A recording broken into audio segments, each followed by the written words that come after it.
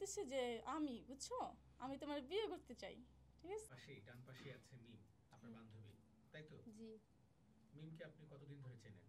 অনেক দিন আমাদের মানে গ্রামের বাড়িও এক জায়গায়, মানে আপনার পাশাপাশি জানের বেশি দিন। দোস্ত, জি। তাই তো? আচ্ছা মিম, কি হয়েছে, মানে কিভাবে পরিচয় হলো জল্লাদের সাথে? সাথে বান্ধবী গেছিল মামার বাসা, ওর সাথে আমি গেছি ওর মামার বাসা, আমার মামার বাসা না। তো ওইখান থেকে আসার সময় সিএনজির জন্য দাঁড়াইছিলাম। তো অনেকক্ষণ ধরে দাঁড়াইছিলাম, ওই লোকটা আসলো, আয়সা বলতেছি যে বোন তোমরা কই যাইবা, আমরা বলছি যে কোন জায়গায় দাঁড়াইছিলেন? কদমতলী স্টার, হ্যাঁ? কদমতলীতে, হ্যাঁ সিএনজির জন্য দাঁড়িয়েছিলাম। তো তো বলতেছি বোন তোমরা কই যাইবা, আমি বলছি যে মামার বাসা গেছিলাম, তো জুরাইনে থাকি, আমরা জুরাইনে যাবো আর কি। তো তারপরে চলে গেল উনি, তারপরে কতক্ষণ পরে আবার আসলো, বলতেছি যে বোন তোমরা তো আমার ছোট বোনের মতো, যদি কিছু মনে না করো আমি তোমার কিছু বলতে চাই। হ্যাঁ, আমি বলছি ভাইয়া তো বলেন, সমস্যা নাই। বলতেছি যে তোমরা কি করো, আমি বলছি ভাইয়া আমি কোনো ভালো চাকরি পেলে করবো, আমার বান্ধবী তো বাইরে যাবে। বলে এরকম তো লোক আছে আমার কাছে, তুমি চাকরি করলে করতে পারবা, তোমার বান্ধবী বাইরে যাবে, এমন লোক আছে আমার কাছে, তো আমি দিতে পারবো, কোনো সমস্যা নাই। তো কী করলো, নাম্বারটা নিল আমাদের কাছ থেকে, নাম্বারটা নিছে বুঝছেন। নাম্বারটা নেওয়ার পরে বলছি তোমরা তোমার ছোটোর বোনের মতো, নাম্বারটা নিলে তো কোনো সমস্যা নেই। আমি বলছি আচ্ছা ভাইয়া ঠিক আছে, নাম্বারটা যখন নিছেন থাক, নেন, সমস্যা নেই। তো দুদিন পরে ফোন দিছে আমারে, আমার বান্ধবীরও ফোন দিচ্ছে, আমার ফোন দিয়ে বলতেছে তোমরা দুজন আমার সাথে দেখা করো। তো দেখা করতে গেলাম, ওর বাসায় গেছি দেখা করতে, নিয়ে গেছে আমাদের বাসায়। দেখা করার পরে বলতেছি যে তোমরা তো চাকরির জন্য অনেক কিছু করতেছো, চাকরি খুঁজতেছো, তোমার বান্ধবীরে আমি বাহিরে পাঠাবো, তোমার চাকরি দেবো, কোনো সমস্যা নাই।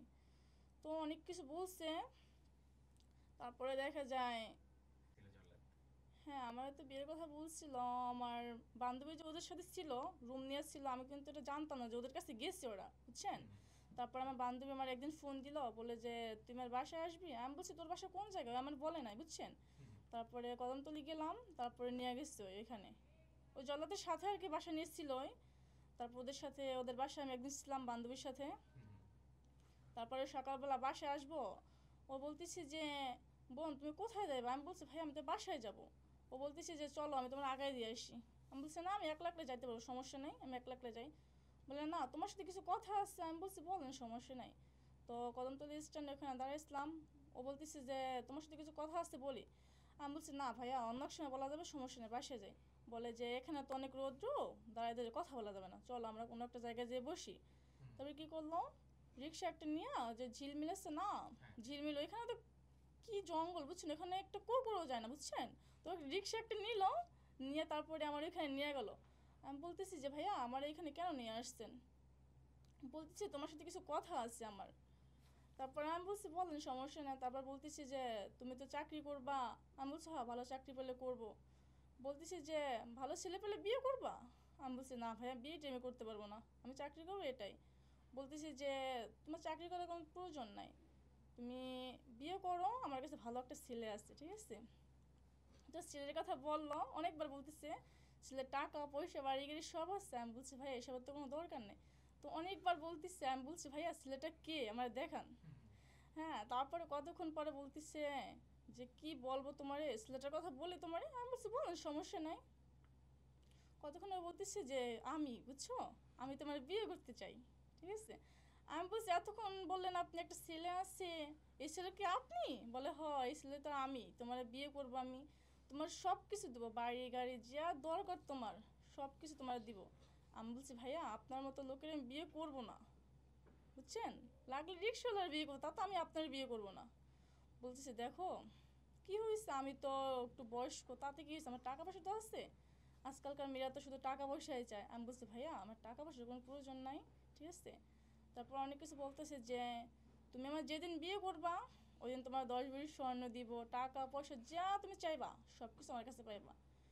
মানে অনেক লোক দেখাইছে, তাই হ্যাঁ তো? অনেক কিছু বলছে, সব কিছু পাইবা, ঠিক আছে। আমার কুমিল্লা 5 তলা বাড়ি আছে, বাড়ির কাজ চলতেছে, ঠিক আছে। অনেক কিছু বলছে, নিজের দোকান আছে, অনেক কিছুই বলছে এগুলা। তুমি আমার বিয়ে করো, তোমার কোনো কিছুর অভাব হবে না।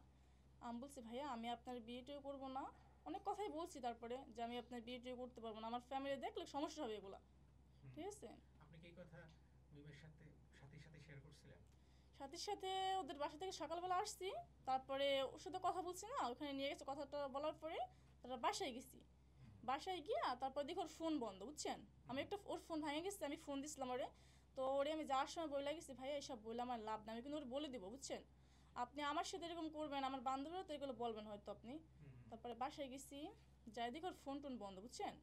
আর আমি ওখান থেকে যাওয়ার পরে ওই আমার নাম্বার ব্লক করে দিছে, জল্লাদ। আচ্ছা হ্যাঁ, ও ব্লক করে দিছে। বান্ধবীর যে ফোন দিব, বান্ধবীর ফোন তো নষ্ট হয়ে গেছিলো, আমি একটা ফোন দিছি, আমার ফোনটা সহ নিয়ে গেছে, বুঝছেন। তো আমি ফোন টোন দিয়ে যোগাযোগ না করতে পারি।